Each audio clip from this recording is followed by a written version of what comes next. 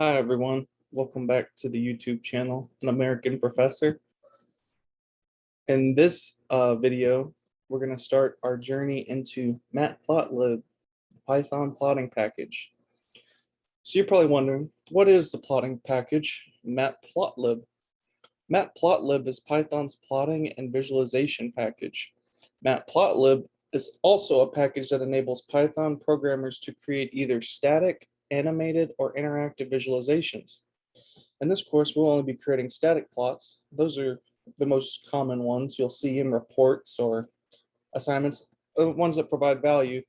Interactive ones are show like data moving around or zooming in or panning on plots.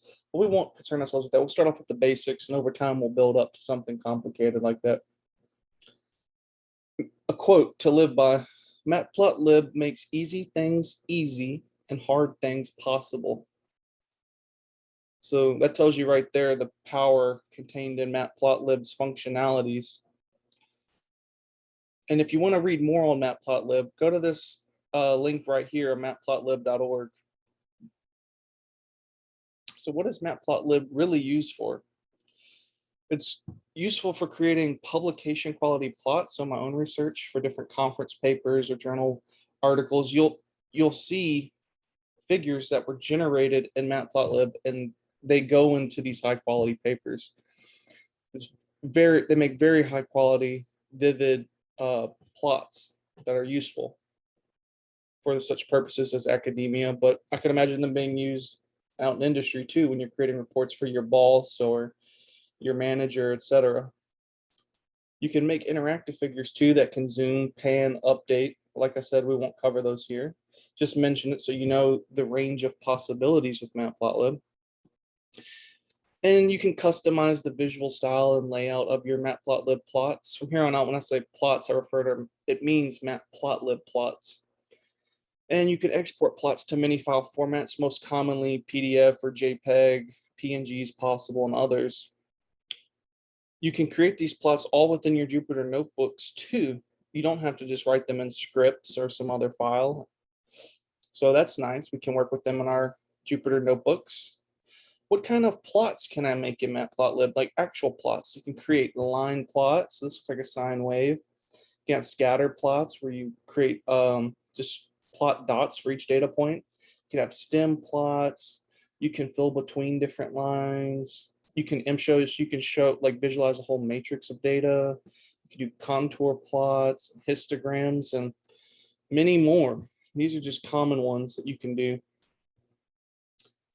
So what kind of high quality Matplotlib figure? Here's some high quality Matplotlib figure examples. In this course, you'll learn the following.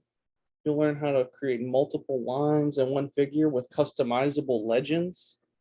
Customize your labels of axes. You'll learn how to make scatter plots, select different markers, change colors and the size of points.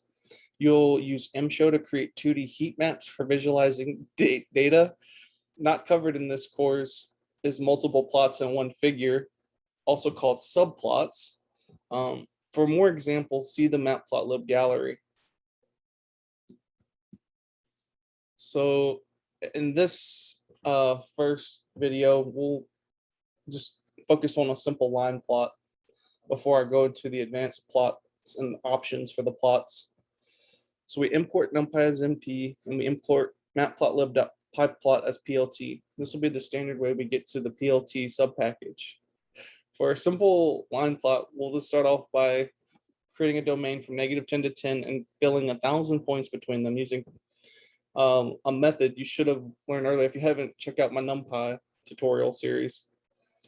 So, and then I'm just creating an identity function. So I'm saying that f of x values equals x. So it's a line. And then I'm plotting this line using a red solid line. That's what this means. It'll be more on discussion of this later.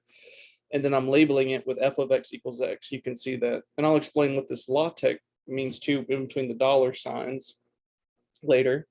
You may have seen this before when I talk about f strings. This is just another option. So you can see we've generated a straight line from -10 to 10. And you see this annoying message that got output underneath of the Jupyter cell. I'll show you. how to get rid of that. Essentially, you want to call plt.show at the very end when you're ready to show it. And there's lots of different plot styles too. You can print that out in a Jupyter Notebook using plt.style.available. And I encourage you to pop open a Jupyter Notebook and just pop in some of these and try and see what the different styles look like. So you can see right here, I use seaborn-whitegrid. So the command to set any of the plot styles is plt.style.use.